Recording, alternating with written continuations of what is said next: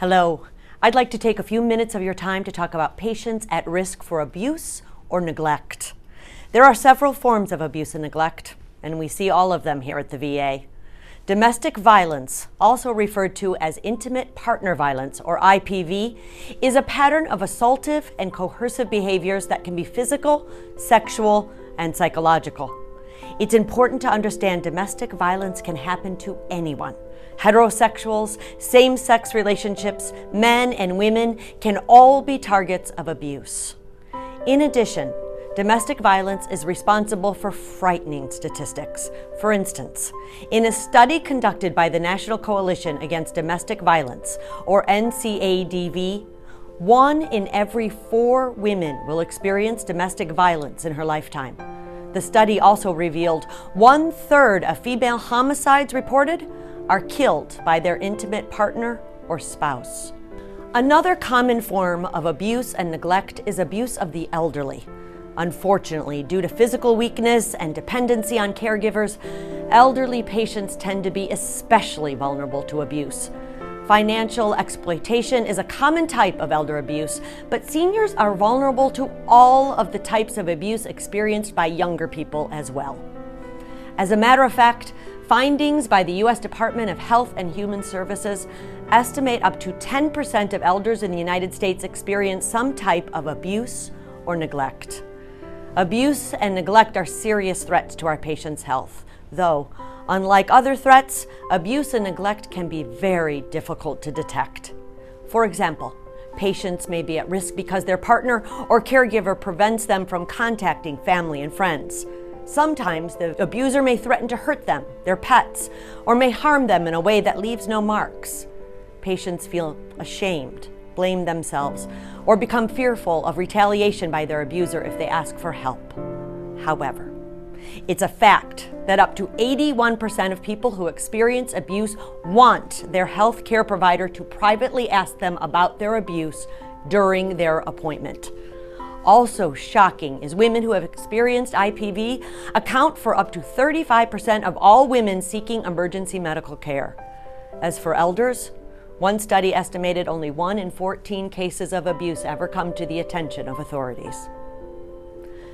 Some patients may take months, if not years, before they ask for help. They may need encouragement or support.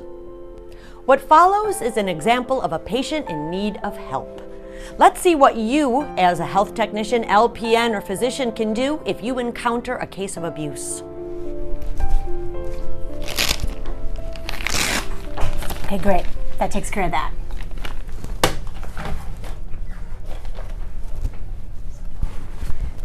So, how are you feeling today, Mrs. Schumann? Oh, I've been all right. I see that you've had to cancel several of your last appointments. Is there anything that we can do to help you get to your appointments?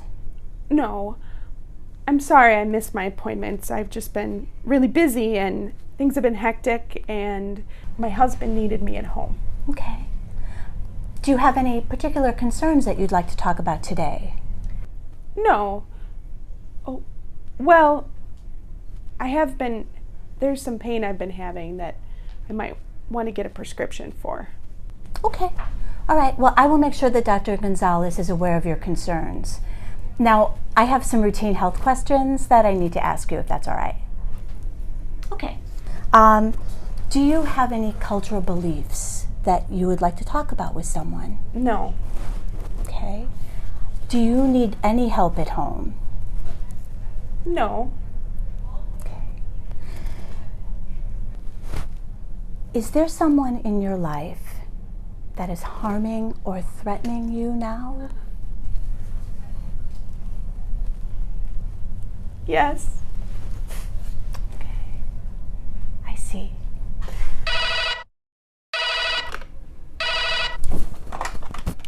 Milwaukee VA, this is Ann. Hey Ann, this is Janie down in the Red Clinic. I'm calling because I have a patient, Mrs. Schumann, that I think you need to see. Let me tell you what.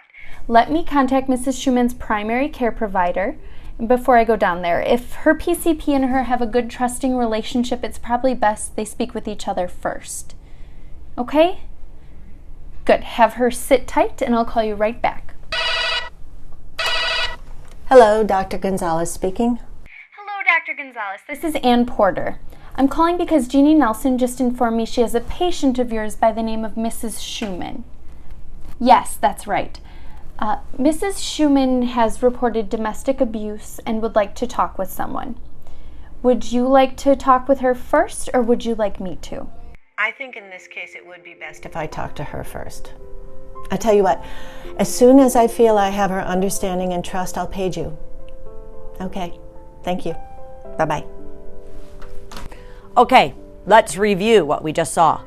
Can you identify the signs suggesting this patient may have been abused or neglected?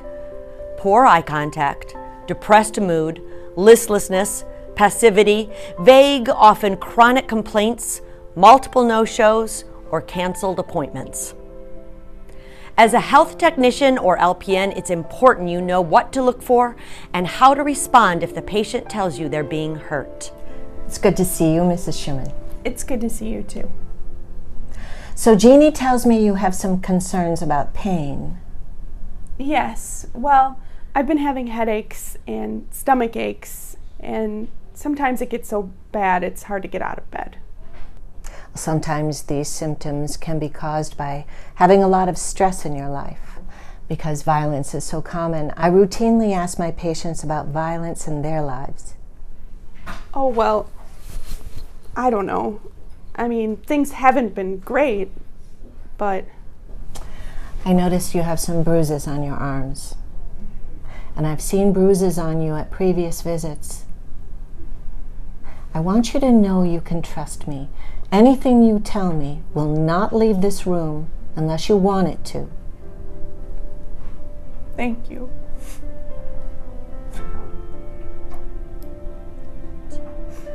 Asking a patient if they are in a dangerous situation is not part of most medical staff's regular routine. It can feel awkward and uncomfortable. It's important, however, to understand that simply asking a patient is an important first step. It lets the patient know you are concerned and willing to listen when he or she is ready to talk. In this case, what did you see in the provider's manner that might help the patient to talk to her? Well, she made good eye contact. That's important.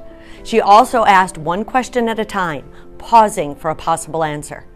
And finally, she spoke quietly and slowly and assured Mrs. Schumann of confidentiality. Now, if the patient reveals to you that they are being hurt, what do you do? First, stop what you are doing. Yes, well, things haven't been great at home, but he doesn't mean it. I mean... Continue making eye contact and then validate his or her experience. This must be very difficult for you. You know, you're not alone. Unfortunately, many people go through this. Respond with empathy and compassion. Face the patient, not the computer. Do not use your authority to push the patient for an answer if they're not ready. Okay, well, my husband was out drinking and he came home and demanded I go to the bar with him, and when I refused, he just grabbed me and started hitting me. This is not your fault. What your husband is doing to you is wrong. You don't deserve to be hit or hurt. Validate the abuse by telling the patient it is not their fault and they are not alone. Tell them there are resources to help and it is up to them how to proceed. Your first task is to assess the safety of the patient. Decide whether you feel they're suicide or a homicide risk. Do they have current injuries that need to be attended to? Mrs. Schumann, I'm glad you opened up to me, but now I'm concerned about your safety. What do you say we talk about how we can improve your safety? Okay. And with your permission, I'd like to invite our social worker to join us. She has a lot of experience and she can help us with this. Okay. Patients do not always admit the abuse the first time you ask them, or the second, or third. It is important to keep that door open. When Dr. Gonzalez recommended bringing in a social worker, this was a good thing. A social worker can help the patient to connect with resources at the VA and in the community, including a domestic violence shelter. Here are a few things you should never do when examining a patient with suspected abuse or neglect. Never interview the abused person in the presence of the abuser. Doing this has the potential to worsen the situation and put your own safety at risk. Never contact the police without the patient's permission. It is very important for the patient to feel they are in control and they are calling the shots. The only exception to this is if there are children who you believe may be at risk, in which case you must contact Child Protective Services. Social worker can assist with this. And never ask the patient why they don't just leave the abuser. This can be seen as belittling the patient and can create mistrust toward you. It's important to understand why abused persons choose to stay with their abuser. Sometimes leaving can be the most dangerous time. The abuser may seek out the abused person with the intention of causing them greater harm. Other times, people are not aware of resources available to them, or they may be economically dependent on their abuser. The abused may also have a strong desire to keep the family together. In particularly bad situations, the abused person may fear for the safety of their children or other family members. Remember, a warm handoff must be used to alert the social worker. If you have not already involved the social worker, this may be the time for the warm handoff. An abused patient wants to be asked about possible abuse or neglect, even if the patient doesn't tell you the first time you ask, and keep asking as long as there is a concern. When they feel safe enough and feel respected, they're likely to confide in you. Also consider, abuse is very common and occurs across all socioeconomic and ethnic groups. We must guard against assumptions that only women can experience domestic violence. Understand patients need to be treated with respect and provided empowerment. Reporting abuse or neglect to you, a social worker, or the authorities is their choice. Remember your resources. You have backup. A social worker is just a page away. You are not alone in dealing with this. And finally, recognize that much abuse is invisible. So be alert to possible symptoms or indications that the patient is at risk. Just by asking, you can save someone's life.